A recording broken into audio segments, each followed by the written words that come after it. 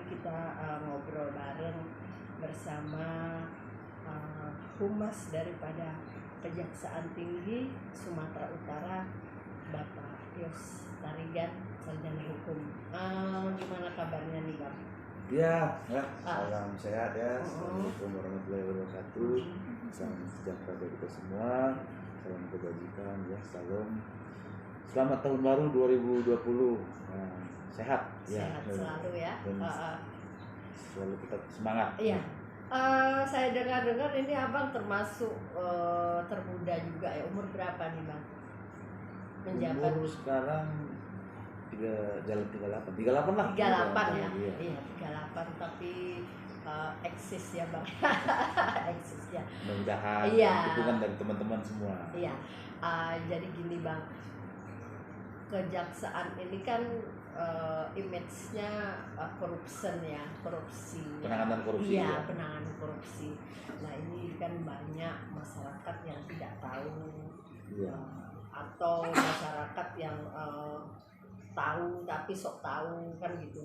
Nah, jadi di sini kita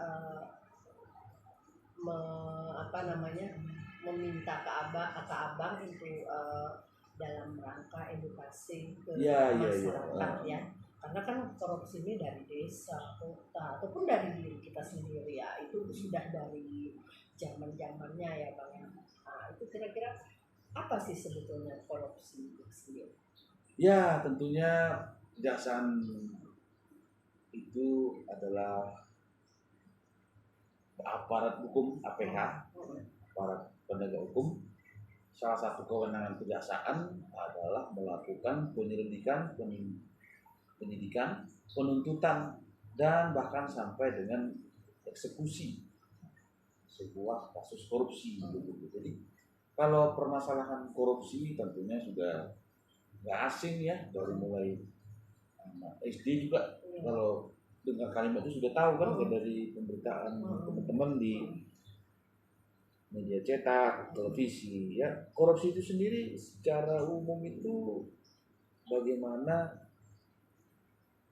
menyalahgunakan sesuatu hal, ya kan?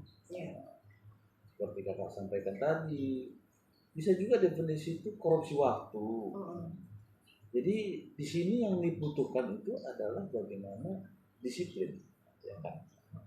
Kemudian kalau korupsi negara, nah kemudian bidang datun. Datun ini perdata dan tata usaha negara. Di sini ada legitasi dan non legitasi. Bisa itu bantuan hukum, pertimbangan hukum, pelayanan hukum. Ya. Artinya ada juga ya pelayanan. Ada. Ini kalau untuk masyarakat ya. Ya, untuk masyarakat, untuk lembaga negara, dinas, yang horizontal, vertikal lah. Di sini juga dalam bantuan hukum, pertimbangan hukum, pelayanan hukum, outputnya itu bisa ada LO ya, legal opinion, pendapat hukum, kemudian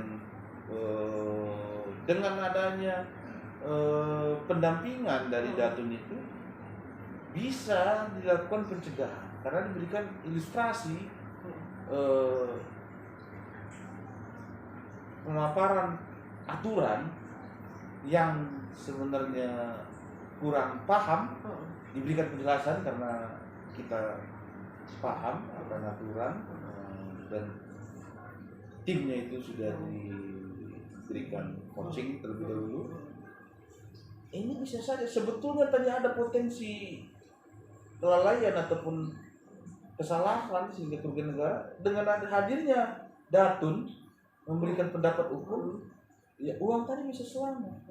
Atau ada aset kemudian digugat, Pemko Medan, Pemkot Deli Serdang, Pemko Biji atau semuanya, Provinsi Sumatera Utara,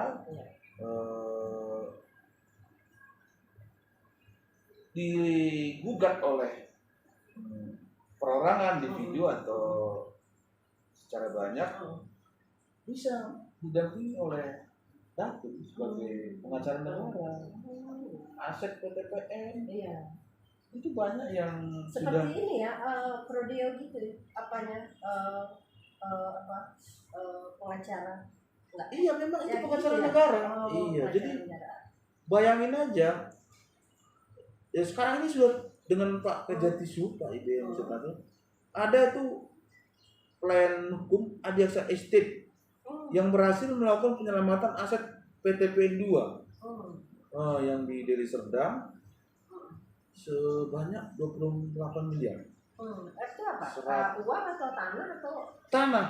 Ya? 131,804 meter disangka. Kemudian tim pelayanan hukum Adiaksa Corner dengan banyak melakukan pendampingan, memberikan terencana, sudah jelas. Sekarang bagaimana kejaksaan ini ke depannya bisa berguna, yang terutama dalam mendukung program pembangunan nasional. Begitu. Nah, untuk masyarakat Sumut sendiri gimana? Ya itu, dengan terlaksananya pembangunan nasional, bagaimana anggaran yang memang sudah terencana tepat sasaran, masyarakat yang sejahtera. Bisa dilihat bagaimana COVID yang melanda kita ini, pandemi, kan mereka pusing nih semua. Pembangunan infrastruktur kan, infrastruktur sendiri terkendala karena anggaran itu refocusing. Ya, akibatnya bagaimana? Kan? Jadi disinilah peranan kita dalam pemulihan perekonomian nasional itu. Jadi dengan bisa kita mendukung Pemprov, Pemkab, dan semua Forkopimda. Ya, bukan hanya Forkopimda, pelaksana kegiatan anggaran. Baik masyarakat itu sendiri dengan bidang datun memberikan penegakan hukum, ya kenapa tidak? Akhirnya bisa masyarakat itu sejahtera. Harapan kita tempatkan kita ini pelayan bagi masyarakat, mendukung program-program yang ada sehingga bisa masyarakat itu tidak menjadi terbebani. Banyak harapan sebetulnya di segala bidang banyak. Yang penting harapan kita bisa berguna. Nah, bagi negara yang tadi disebutkan dan bagi masyarakat. Jadi tolak ukur kita bukan lagi bagaimana masyarakat itu, bagaimana kita ke masyarakat. Mindset itu harus terbentuk. Emang kita pelayan. Di rumah kita sendiri kita pelayan. Bagi diri kita, bagi saya, bagi istri saya, bagi anak kita. Jangan jadikan diri kita ini jadi raja. Itu mental yang salah saya rasa. Kira-kira begitu. Oke, terima kasih banyak Bang ya. Demikianlah kita hari ini berbincang-bincang bareng dengan humas daripada Kejaksaan Tinggi Sumatera Utara. Jadi Kejaksaan Tinggi Sumatera Utara ini kesannya bukan ekstrim ya. Jadi mereka juga pelayan masyarakat, mereka juga memprogramin daripada program-program pemerintah yang sudah ada seperti vaksin, pembangunan dan lain-lain. Dan mereka juga sebagai jaksa-jaksa terbaik dalam penanganan kasus-kasus tindak pidana korupsi, tindak pidana umum dan sebagainya. Jadi